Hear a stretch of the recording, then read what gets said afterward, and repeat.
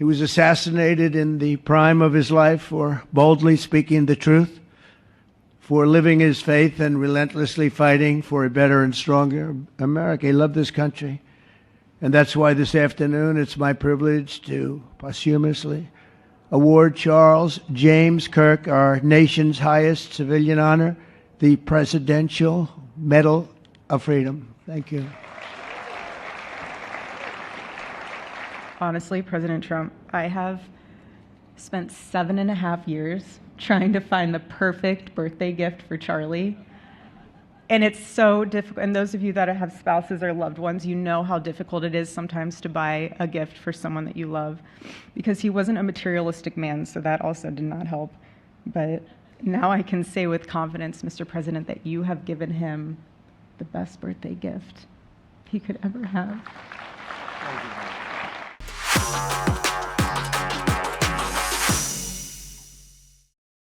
Welcome to Sara Gonzales Unfiltered. So we will get to a big-ass Tish later.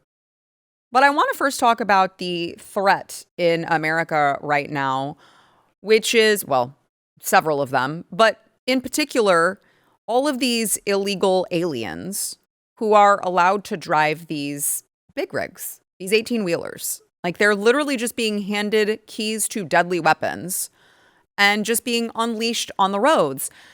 And it's kind of a problem, okay? It has a track record of having deadly consequences. Now, I know before I get into the specifics here, I can already hear the Democrats in my ear like, what's the big deal? We love having illegals coming into this country so that they can do the jobs that nobody wants to do, like picking your berries and also driving trucks.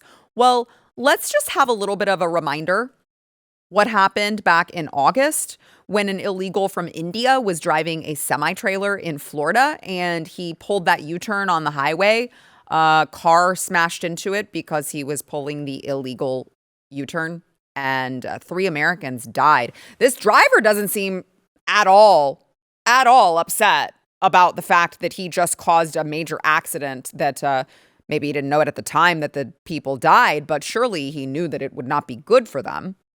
Well, this was Harjinder Singh. He entered the United States through California in 2018. Gavin Newsom's California DMV actually issued his commercial driver's license as an illegal, which, by the way, received a federal permit in June 2021 under Joe Biden. Also, on top of that, the U.S. Department of Transportation did an investigation and found out that Washington State also issued him a regular full-term commercials driver's license in July 2023. So you have a guy who comes here from India. He's here illegally. He cannot speak or read English at all, like not a lick. He's got a translator for all of his court hearings. And somehow there are several states who are handing him multiple licenses. Like, how does that happen?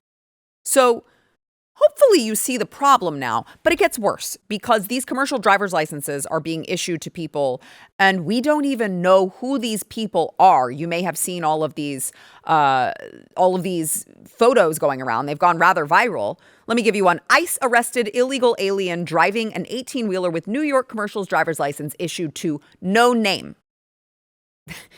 It's something that maybe you would think that the Babylon Bee would have written a satire article on not that long ago. No, it's not. This isn't satire. This isn't like a meme. This isn't a prank. It literally says on the ID, no name given. That's one from New York State. No name given. Like the whole point of a ID driver's license is for identification. And I got to tell ya, if you can't identify the guy, you're missing the point. This guy, we were able to identify. He's Anmol. Could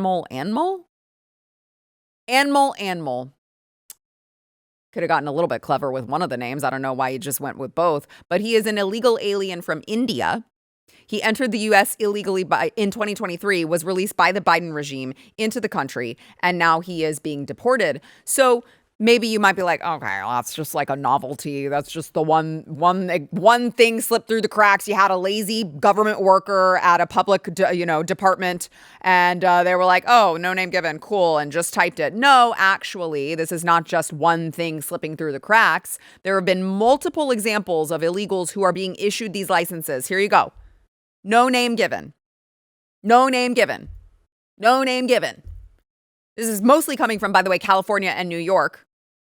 California is one of 19 states, in addition to, if you want to count the District of Columbia, that issues licenses regardless of immigration status, and also apparently regardless of being able to identify yourself properly. And these are just the ones that we have pictures of. There's literally lists of people. Again, here you go. Here's one of them, just unleashed on the roads, being handed the keys to a major deadly weapon, and we have absolutely no idea who they really are or potential crimes that they have committed. I mean, we have seen the kind of devastation, just to put it into perspective, guys, we've seen the kind of devastation that people can do with a regular truck. Let's talk about New Year's, New Orleans. There were 14 people that were killed, 52 people injured in a truck ramming attack. That was just an F-150. So imagine the devastation of what could happen if a semi falls into the wrong hands. But it actually could be, I know I keep saying like it gets worse, but wait, there's more. But wait, there's more. It just gets worse because these licenses being issued are actually Real ID. You guys know what Real ID is? That's the license that's supposed to be so secure that everyone needs one now to board a plane. And remember, that's like, I every time I go to the airport, I see Kristi Noem on a video screen explaining why Real ID is so important so that we have national security. Oh, okay. I agree with you, Kristi, but explain to me how these people can get on a plane, can do all of these things that Real ID is supposed to be required for without us knowing who they really are. Because, newsflash, their names are not no name given.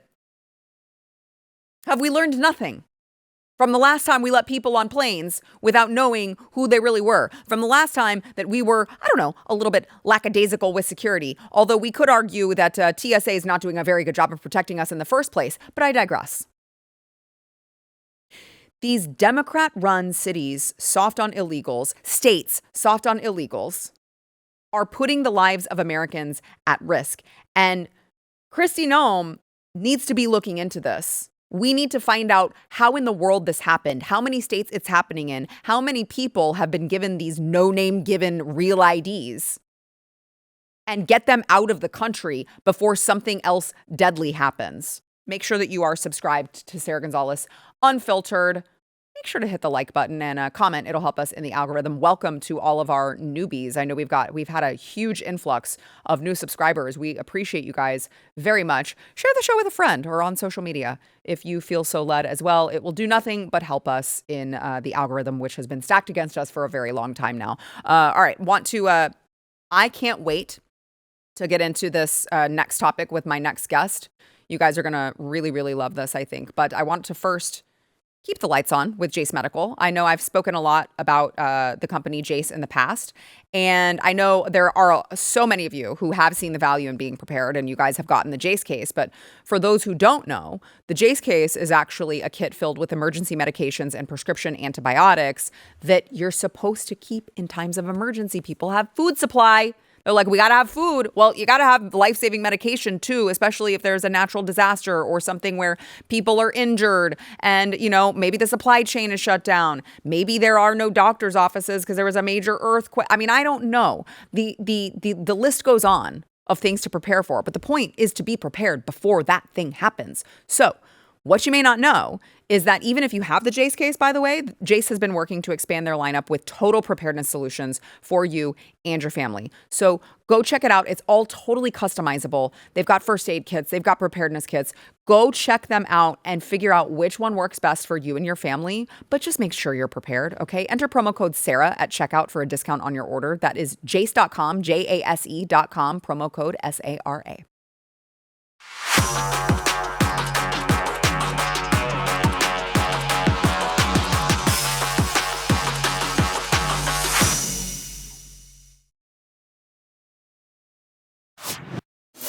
When it comes to the issue of childhood vaccines or vaccines in general, one of the things that I have been trying to bring to my audience, to you guys, is the issue of informed consent and the potential danger that I believe, the danger that some of these vaccines present to young children, especially when you consider the CDC childhood vaccination schedule and how it has exploded since the 1986 Vaccine Injury Act that, of course, gave all of these pharmaceutical companies total immunity from any sort of liability if their products cause harm to children. Well, Florida is thankfully doing something to give parents choice in all of this conversation. You see this New York Times article, Florida moves to end vaccine mandates for school children. Now, you would think that this would be a non-controversial thing to do. Why should you actually mandate that someone inject something into their arm to participate in society? And I want to talk about this topic with someone who I have admired for a very long time, and it's my first time actually having him on, Florida's Surgeon General, Dr. Joseph Ladapo. Welcome to the program, sir. It really is an honor to speak with you, and I appreciate your time. I want to ask you, I know for a fact, doctor, I have not actually seen much of the criticisms, but I am sure that you have faced all sorts of backlash for your move to end vaccine mandates in schools. And I can almost guarantee that the go-to is that you're killing children by allowing parents choice. Just first, I'd like for you to confirm that this is, of course, correct. Now, are you telling the truth? You sure you haven't been reading these articles? Because it sure sounds like you've been reading them. Yeah, I haven't at all. I just know because it's the obvious, always the go-to. So I want you to address, you're getting the criticism. So why did you still decide, no, we are going to do this. This is the right thing to do? Yeah. Well, well, thank you. Thank you for your kind words too earlier. And, I got to tell you that the whole means justify the ends that people are championing, our critics are championing. It's a really bad way to make public policy. Ultimately, I get the interest in, none of us want people to be sick. None of us want to have to deal with people, catching different viruses or bacterial infections, going to the hospital. Things that are part of life, but we want to minimize those for sure. But you can't do it through unethical means. Yep. The means do not justify the ends. If the means are bad, the means are bad. The means and the ends are two different things. And it's so clearly both a parents' rights issue, and it's a very clearly a moral and ethical issue. God sends us here to this planet. We have our free will, yep, and we have our bodies. Yep. And my God, my Lord, please, you must be able to control what goes into your body, otherwise, do you really own it? So it's we've gotten this criticism, but it's absolutely the right policy position. Yeah, it's one of those rights that I try to explain to people. If you don't have the right, if the government says you don't have the right to control what enters your body, you don't have any rights. That is one of the most fundamental, basic ideas. I don't understand how it's controversial. But I want to ask you about this something that is very near and dear to my heart as well when it comes to the topic of vaccines and childhood vaccines and staying up to date on the schedule, as all of these doctors like to talk about. There is this really disturbing trend of doctors denying care to children based on whether they are vaccinated. They will not allow these children in their practices unless they are, quote, up to date on vaccines. And I just want to throw in here, not to derail the conversation, but to the extent this is so popular, to the extent that my 16-year-old cat, okay, not to change it to pets, but my 16-year-old senior cat, my elderly cat who stays indoors all the time, the veterinary clinic just sent out a thing that was like, we're not caring for anyone's pets unless they are up to date on their vaccines. And I'm like, what is happening? Why is this a thing? And when it relates to children, couldn't you argue the same criticism that you're being slandered with currently? Aren't you guys, the doctors, of course, that are making these policies, aren't you guys putting kids' lives at risk by not allowing them to come visit you at your practice? What if they're sick and they can't get an exam from you because they're not up to date on the CDC recommended schedule? I mean, isn't this dangerous territory? No, it's a totally perverse policy. And, you should know that in medical school, we learn that the patient's preferences come first. Like, you have to take those into consideration. But somehow this vaccine issue is like in a different space. So patients' preferences matter, except when it comes to vaccines. With vaccines, it's my way or the highway. And it's very clearly unethical medical practice. It's completely wrong. But somehow so many doctors think that it's an okay way to practice medicine, that, we care about what the patients want, except for this one issue. And this one issue doesn't matter what the patients want. And it's ridiculous. Obviously, it matters what the patient wants. Yeah, I want to kind of switch gears here to this landmark study that was carried out by Henry Ford Health System. And so it was, 2000, 2006, they retrospectively looked at the medical records of over 18,000 kids, I believe it was. There were nearly 2,000 unvaccinated. So they did a comparison, which we've been asking for in this space that I live in for a very long time. We've been asking for, give us the study of vaccinated versus unvaccinated children. You guys claim that it's unethical. You can't do a double-blind placebo, study, true placebo study, because it would be unethical not to give children vaccines. Okay, well, we'll look at it retrospectively. We'll just compare the data for these children. And it was very interesting what they found. 57% of the vaccinated children had been diagnosed with one or more chronic health conditions. Only 17% of the unvaccinated children were diagnosed. Now, I'm going to encourage all of my audience to go watch this documentary that you actually are a part of. It's called An Inconvenient Study. And I want to play a little bit of a clip here from this documentary, and then I want to ask you about it.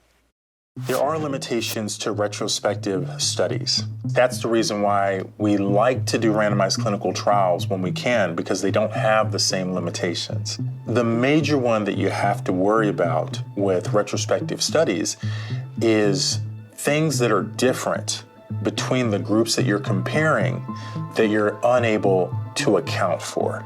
If you want a flawless study, do a placebo-controlled trial. Any retrospective study is going to have flaws in it. But in this study, they made a point to address many of the flaws that they found themselves. The results indicate that the different follow-up period really did not have a substantial effect on the research question that they were probing. When you do a lot of sensitivity analysis and what you're seeing doesn't change much, that can be reassuring. The authors did a good job with the information that they had. I have seen studies on vaccines published in good journals that are much weaker in quality. The fact that this study hasn't been peer-reviewed and hasn't been published is extremely concerning. It's important knowledge, and other healthcare systems really do need to replicate the analysis. This question really does need to be probed. It's a very important research question.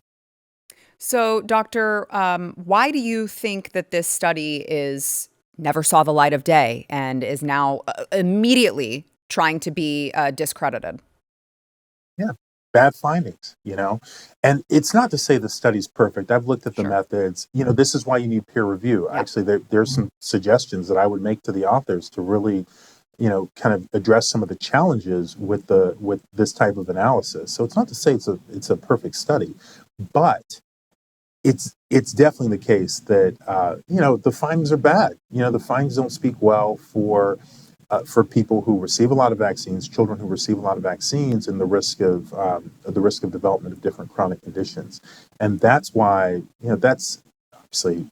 that's why the study has not been peer reviewed. That's why it hasn't been submitted. So that's a bad situation. We need to pursue truth. Whatever is at the end of the rainbow, it's not as important as making sure you have a process that prioritizes truth over politics and other things. So that's it's a bad situation, but unfortunately, it's also very prevalent. That's how medical science is right now. Yeah, and that's why I am so grateful for people like you who are just uncaring of what the medical industrial complex is going to call you, regardless of the name calling, regardless of the insults, regardless of the way that they will go after you. You have one goal, and that is, as you said, to pursue truth and let the American public, and of course, let Florida's public know about it, because their health matters. So I appreciate you. Do you think, Doctor, last question to you, do you think that, is there anything that you guys can do in Florida to try to replicate this study, to try to look into this? Yeah, so that's a great question. So I'll tell you that we are working on a handful of different studies, mostly related to the COVID-19 mRNA vaccines. This particular study you can't quite replicate because Henry Ford, one of the things about their system is they have a closed system. So we don't have a closed system. We have people getting healthcare at lots of different places, but there are closed systems out there. There's Geisinger, there's Kaiser. There are closed systems out there. So this is, we should be, we should care more about the truth and the health of our kids than whatever political position people have. Yep. Yeah. Amen to that. Well, I appreciate you. I always say, I said this to Governor DeSantis. I saw him a month ago. And I said this to him. I say this to all of you guys over there in Florida. You guys are embarrassing us here in Texas with you guys leading the charge in freedom and liberty and making sure to protect those. It really is. It was like during COVID, you guys were the clear winner and you've done nothing but just continued that trend since. And I would ask you to stop embarrassing us, but I actually love it because now you guys are the North Star. And I appreciate all of your great work, sir. Thank you, too, for the support. Every one of us, just keep up the fight. Thank you. Yes, amen. Thank you so much, Doctor. That is Dr. Joseph Ladapo, the Surgeon General for the state of Florida, just really paving the way. And guys, I'm telling you, go watch this documentary. Go watch it. I posted it on my X page. It is actually totally free to watch on X, An Inconvenient Study. Go check it out. Del Bigtree produced it. It is just incredible. All right. I want to thank our sponsor this segment, PreBorn. So PreBorn is doing, speaking of healthcare, here's the thing. PreBorn is doing God's work because if you go into a Planned Parenthood clinic, as much as they like to call that healthcare, it's actually not, because the point of healthcare is not to kill a human life, which is the whole goal of abortion is, of course, killing an innocent life. What PreBorn is doing is, instead of the Planned Parenthood way, they are actually showing all of these women the truth. This is not a clump of cells. This is your baby. And they see that on ultrasound and they hear the heartbeat. And in that moment, they are twice as likely to choose life. Here's the problem. Ultrasounds cost money. $28 actually is the cost of one ultrasound, but that's going to save a baby's life. Okay. So I'm asking you guys, how many babies' lives can you save with ultrasound? Please, I'm asking you, donate. You can donate securely over at preborn.com. Maybe it's one ultrasound. Maybe it's just $28, and that's totally fine. Maybe it's 2. Maybe it's 5. However many babies' lives you can save, please do so over at preborn.com/Sara. That is preborn.com/my name, SARA.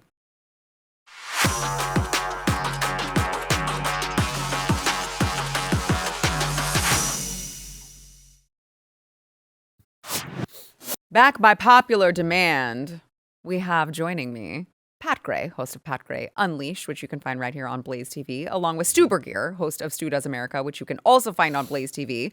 We got to give the people what they want sometimes. They demand it. They demand it. We're here for them. And so we give them it when we can, but we also want to leave them wanting more. So, right. Yep. So should we leave? No, please, okay. no. So, I don't know if you guys saw Letitia James, Big Tish, doesn't seem to be handling the indictment too well with the whole mortgage fraud situation. If we recall correctly, she did go after Donald Trump for mortgage fraud. And, you know, as the typical Democrat being in the party of projection, she didn't anticipate that she would be investigated for that actual crime because she was doing it herself. She bought a house in 2020 in Norfolk, Virginia. And by the way, the terms of her mortgage required her to use it as her secondary residence, not as an investment. And she rented it out to her fugitive grandniece, who is wanted by authorities in North Carolina. So it's like, it's so beautiful because it's like, it's one story, but it's actually three really big bombs in there. Her fugitive grandniece wanted by authorities in North Carolina for failing to finish her probation. So she faces 2 counts. Each charge carries a maximum penalty of $1 million fine, up to 30 years in prison. You know, it just couldn't happen to a more deserving person, I will say. By the way, on top of that, what I love about this particular situation, and then I'm going to play for you how Tish is handling the news. What I love about this situation is that she is forced to either say that it is true and she should not be attorney general right now because the rules state that you have to actually live in New York. So she would be violating that, or it's not true and she committed mortgage fraud. So which one is it? I'm not quite sure. But Letitia James, she's not taking it well. You see, I know what it feels like to be attacked for just doing your job. But I also know what it feels like to overcome adversity. And so I stand on solid rock. I don't think that's rock. And I will not bow. I will not break. I will not bend. I will not capitulate. I will not give in. I will not give up. What was that? Give up! Give up! I like her. You She's come great. for me, you gotta come to all of us. All of us. Every single one of us. We're all in this together. I think she's having trouble breathing. I'm concerned about her health. I mean, I know she's rather large, but she doesn't seem to be getting enough oxygen. Nah. And it does remind me of like a Britney Spears song where every other enunciation she has to, oh, baby, baby. Like, what is happening? Does she not understand she has a microphone? She doesn't have to yell everything she's saying. She's like, that's the whole point of the amplification of your volume. You don't actually have to yell in the microphone. I'm just really unclear on what is going on. But it did remind me of another moment in politics. And then we're going to Washington, D.C. to take back the White House. Like, the shocking thing about this, guys, I'll just open this up for discussion, is how many people in that rally were cheering at this terrible display. They all ate it up. Well, I'm listening to it, and I was like, she's not even saying anything. Also, she's calling you guys her accomplices because she's saying they're going to have to go through all of us. Like, are you planning on using them as human shields? What is happening? How are you involving all these people cheering for you? But they were like, yes, absolutely. Pat? It's fun to watch. It's quite a show. Really is. It's a little bit like I don't know, like a 1980s preacher. Talking about the Lord, and you know that where they expand on every word that they say. But it's interesting to watch her go through exactly what she put Trump through. Right. And she doesn't appreciate it. Yeah. I mean, we said at the time, you should be careful when you're doing this because this is going to come back to bite you. And it has. Also, your nose better be clean if you're going to be rooting around Donald Trump's life like that. Because the thing that I try to remind people of every time we talk about this, which you're right, you better know that this is going to be used against you. Also, though, like, you're the real criminals. That's how it always ends up happening. Is it's not only that they went after Donald Trump and it was under false pretenses. They went after Donald Trump and they were actually committing the crimes. Regardless if someone goes after them, they're committing the crimes in broad daylight. Yeah, because if Donald Trump did something wrong, I have no problem with someone going after him. That's we the whole "no one is above the law" has turned into a bad liberal cliche, but it's the truth. Like it should be. At least it's supposed to be. And it's funny because even some of the people, there's a bunch of people that they're talking about going after here, and you can look at this and say, well, he's going after his enemies, and Letitia James stands out even from that pack, though. She is someone who ran for office specifically as her only goal in advance of winning the job, said she was going to go after him and try to put him in prison. That's a great point. There is, this was so blatantly, it was never real from her. Right. She knew she was going to do it before she even got in there. And it's just, even if it was totally fake, it would be really hard to feel one bit of empathy for her because she got herself into this situation. She, it wasn't like she went through a full investigation and found something real. She went on the fringes to try to find the dumbest little complaint that she could find about Donald Trump and tried to punish him to the fullest extent of the law because they were trying to do their own little impression of Al Capone. Like, oh, we got him on tax fraud and we can throw him away forever. She found the criminal before she found the crime. 100%. Yeah. And she found the criminal before she found the job. Yeah. It was the reason why she won. Yeah. Right? She also tried to launch a gubernatorial campaign based on this. And she just completely deserves this, especially when she actually did the thing, at least allegedly. It seems like she did. These are, I feel like we've operated for a long time in this country with sort of a bit of a truce, between the parties in which, they say this all the time. Libertarians like to make this point that you can, find a person, I'll show you the crime, right? Like there are hundreds of thousands of pages of laws in this country. We know, for example, Pat Gray has broken the speeding limits in every single town in Texas. That's true. It's true. You can always Only 17 times. Only 17. Not that many. Not that many. I Not mean, that 17 many. times. That's it. It could be 18. It could. There's a law you can get somebody on. Probably every single one of us has probably done something we're not even aware that was against law. If you search hard enough, there was a law, sort of I think a truce there between political enemies that was like, okay, look, we all understand that we can turn this into a banana republic where we all just keep going after each other every few years after the other person loses, and we'll just all kind of come up with ideas of what we think they did and investigate until we find something. And I can understand why people didn't like that because you think, oh, well, they're making these deals and they're getting away with it. I think it was an unspoken rule though, and they broke it. Yep. They destroyed it. They massacred it for Donald Trump to try to put him in prison. They went after him for every little thing. They broke statute of limitations to try to throw him in prison. They tried to throw him off of ballots. They tried to ruin his financial life. They did everything they could to take him down in their own mind for the greater good because Donald Trump was so evil. Well, now you've broken all those windows, those doors down, and this is what's going to happen. There's no one left to defend you because you guys have destroyed whatever truce there was. You guys reset the rules, and now we're going to live by them. Couldn't happen to a more deserving group of people. So you may have noticed that Big Tish was actually making. Every time you start saying that, I think you're going a different direction. I have to say, and it is.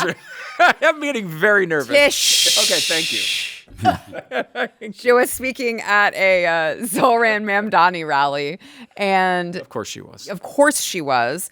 Well, interestingly enough, his wife is actually making the headlines today. She posted on social media mourning the death of a Hamas influencer who celebrated the October 7th attack. Aww. That is who the current likely winner of the New York City mayor race is married to. I continue to be just so perplexed and in shock that this is actually going. I mean, I'm just going to say like it's going to happen. It almost certainly is. Almost certainly. And the most surprising part of it is that last I saw, Jews were voting for him like 70-30. What? Yeah. I mean, how does that happen? I don't know. I don't understand it. But this guy that his wife is so enamored with was also a crisis actor.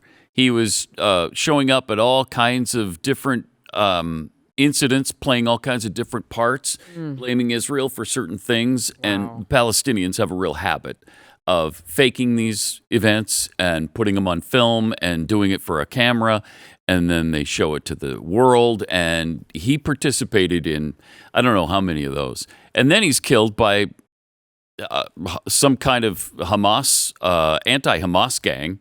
I guess the factions are now battling for control of Gaza right now. And apparently he succumbed to that.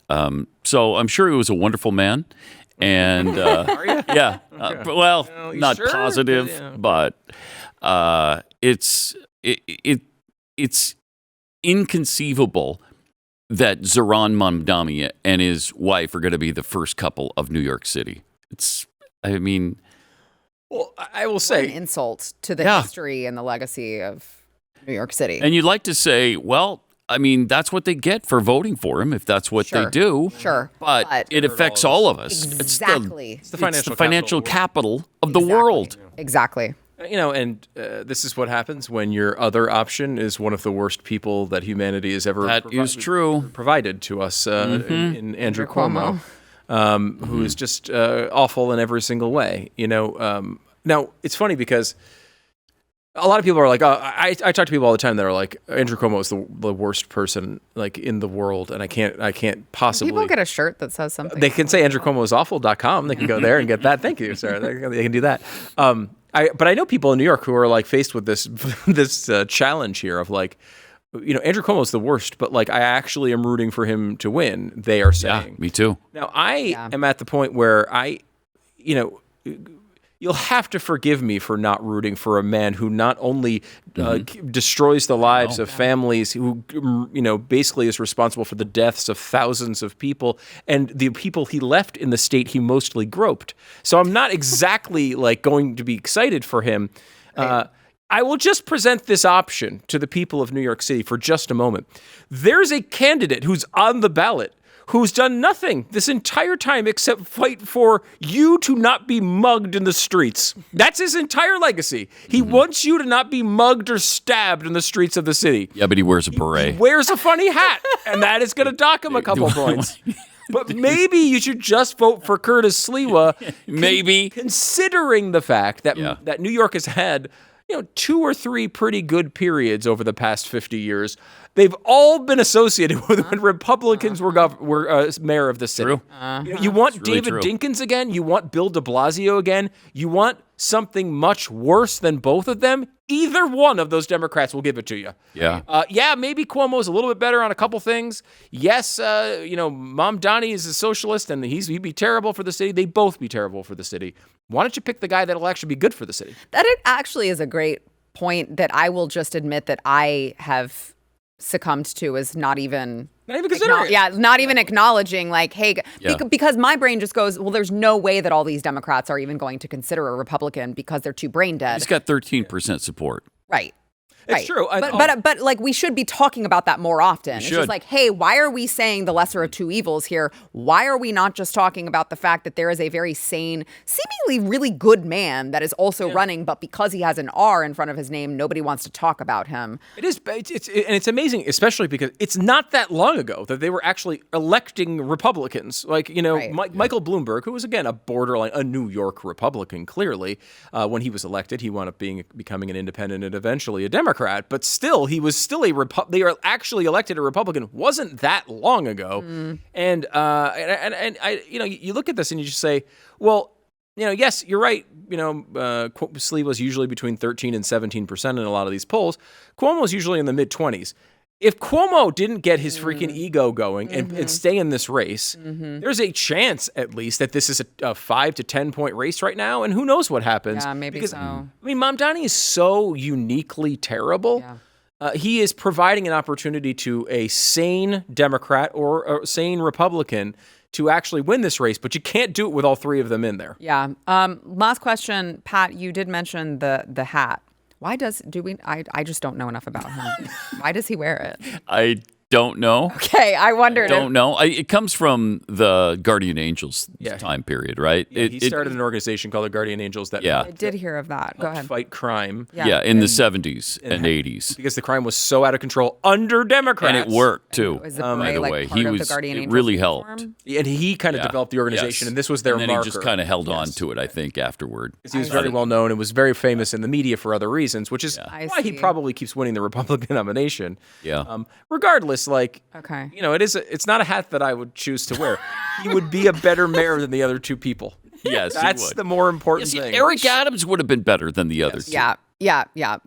Point is, we shouldn't be discounting a mayoral candidate because of his hat beret. selection. Yes, that's all true. right. I'm with you there. All right, we got to take a quick break. We'll be back.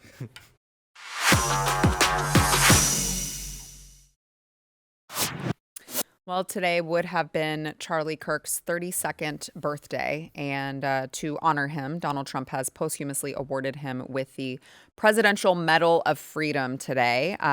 He was there with Erica Kirk to obviously accept the award on his behalf. You can see them walking out together. It's really hard for me to I'm still accepting the fact that this is all happening and that he's gone. It continues to be really devastating. But I want to play President Trump earlier today at this ceremony. Today we're here to honor and remember a fearless warrior for liberty, beloved leader who galvanized the next generation like nobody I've ever seen before, and an American patriot of the deepest conviction, the finest quality and the highest caliber, the late, great Charlie Kirk.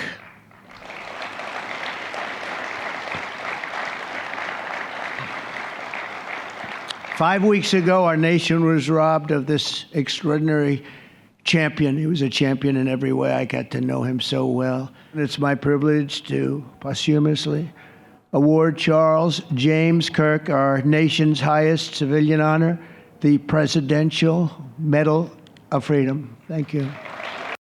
I just so deserving of an award when you talk about, the name of the award, Presidential Medal of Freedom.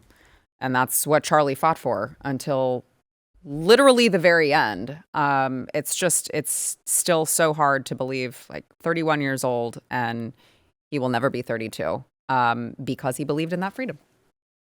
Yeah, it really sucks that this stuff has to happen after you lose somebody. You know, I was thinking about that today, and that he was, we all kind of knew he was pretty influential, and he was, it was a big deal, and did a lot of really good things, and and had turned, I think, into quite the messenger, of faith, really, even more than politics, which was kind of, I think, what he was known for. You could tell in his commentary he had changed over the years. I wasn't when I first heard of Charlie Kirk, I saw him on the internet. He was having some good debates with college kids and shutting them down. But, you see that content here and there. I didn't know, at that time, it wasn't until he came in and did the show with Glenn that I was like, wow, this good guy's deep. He was well read. He really knew the history of the country. He was, good at calmly debating and bringing points to the table. And he had just grown, I think, so much in that time. I know Glenn was there today. I saw a picture with him and O'Reilly and Tucker and Jesse Waters, kind of like an old, the old Fox crew. Yeah. There's so many people came together, and it was massive to see how many people after he died came together that were kind of all over the place. Even some liberals who he had interacted with, tons of people in the middle, tons of people on the right, people even on the fringes of the right that aren't normally brought into polite company or even complimenting him. He even made Bill quite an Maher. impact. Yeah, Bill Maher. Yeah. Somebody who's on the left. Yeah. But respected him. Ezra Klein was hey, this guy did politics the right way. Right. Which is a hard thing to admit from someone on the left usually. So, he deserves this. This is unbelievable that his life was taken. I'm kind of with you in that it still kind of feels like a show I was watching and it didn't really happen. I feel like he's going to walk into the studio. Yes. It's weird. Yeah, no, literally every day I wake up and I'm like, I still cannot believe that this is real life. I keep hoping to wake up from a bad dream, but obviously not. It's very 9/11-esque. Yeah. That's the only thing I can really compare it to. It really has been impactful, and I think for a lot of people. I mean, to the point where people are going to church again. Yeah. I mean, who would have seen that coming? We all knew Charlie was influential, but the magnitude of it, I think, has been pretty amazing. I will say, if you're going to come to church, and tons of people are coming to church, the only thing I would say is carpool, because I'm sick of parking now way far away and having to walk along. Have you noticed a yes, difference since? I've noticed a difference. Like it that's does amazing. seem like it's harder to find a seat inside. Wow. It's harder to find a parking spot. My wife has literally never allowed me to get to church on time in my entire life. It is never. It's usually a bad attempt to show up when he starts speaking. That's and that's even loose, I would say, at this point. But when we get there, I feel like we're parking in different towns now. I would like to be able to get a little closer to the front. So come to Jesus, but come together. Come together to Jesus. In one please. vehicle, yeah. please. Yeah. I was happy. I haven't gotten it yet. Of course, I'm wearing my We Are Charlie Kirk bracelet from the memorial in Phoenix, but I just saw that my Make America Charlie Kirk hats from Turning Point were delivered today. I didn't get them before I came into the show because I was like, God, of all the days to receive them, I'm so happy to receive them today. I wish that I had gotten it before I came into the studio to wear it. But I saw that and I was like, I love this hat so much. Make America Charlie Kirk. Imagine if we had 1 million Charlie Kirks in the world and what a difference it would make. I am sure that he is at least happy, smiling down, realizing that, it's like no one wants to die, but if your death can lead more people to Jesus, great. Right? So, so I want to, let's just end with something a little bit lighter. Okay. President Trump was featured on the cover of Time magazine. And this is the picture, the photo that they picked. And he wasn't happy with that. I bet he wasn't. That's not a good picture. It's not a good picture. It's not a good picture. Not a good at all. angle. So regardless of President Trump's, what I'm about to read you, we can all agree it's a terrible angle. Nobody wants to be photographed from down here, and nobody looks good photographed from down there. And probably it was intentional, but I want to read you President Trump's response to this. Time magazine wrote a relatively good story about me, but the picture may be the worst of all time. By the way, worst of all time is capitalized for some reason. They disappeared my hair and then had something floating on top of my head that looked like a floating crown, but an extremely small one. Yeah, it would have been okay with a larger crown. That's what he's saying. He's like, listen, if you want to put the crown on it, at least make it be big. A really small one, he says, really weird. I never liked taking pictures from underneath angles, but this is a super bad picture and deserves to be called out. What are they doing and why? It's like one of my favorite Trump posts ever. That's great. What are they doing and why? Let's start a conspiracy theory about why Time magazine is putting a bad picture of Donald Trump as if it isn't just absolutely clear that they don't like him, and they know that if they have to do it, they're gonna pick a shitty picture. I've solved it for you, Don. Okay, it's very, very simple. But at least they were forced to put him on there. It's amazing how he doesn't let anything go either. No. He did the same thing with the portrait in the Colorado Capitol building or the... Yes. Remember that? He was really pissed about that. He got him to change that. Maybe he'll get him to change the cover of Time, too. It's possible. Yeah. All I can think of when I see the photo is that horrible moment when you're kind of in your car, you're looking down at your phone, and you press the camera button, and it's shooting right up at you, and you see what you look like. Good heavens, that's me? Totally accurate. Thanks, guys.